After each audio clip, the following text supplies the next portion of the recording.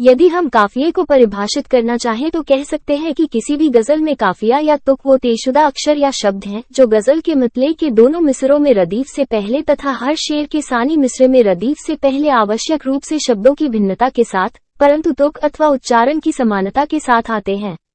उदाहरण स्वरूप बार, त्यार, तार, झनकार, बेजार, हुनकार, पार, आजार, इनकार, रुखसार इत्यादि।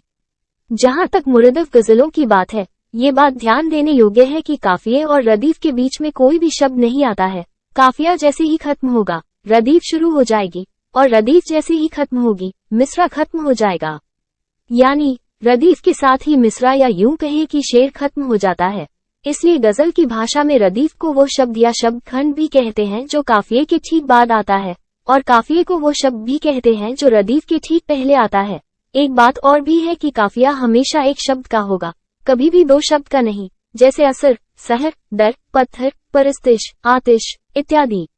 योजित शब्दों के संदर्भ में काफिया दो शब्दों से मिलकर बना हो सकता है, मगर उसे एक शब्द के रूप में ही लिया जाएगा, जैसे वफा से वफादार, सुखन से सुखनव इत्यादि। हालांकि यदि रदीफ की बात करें तो रदीफ एक शब्द की भी हो सकती है और एक से अधिक शब्दों की भी, जैसे भी, को, न, किस लिए, नहीं, नहीं होगा, आना हुआ, जाता नहीं, लंबी है दूरियां इत्यादि। राज नवादवी, मिर्जा गालिब इंस्टीट्यूट ऑफ गजल लर्निंग, इंडिया।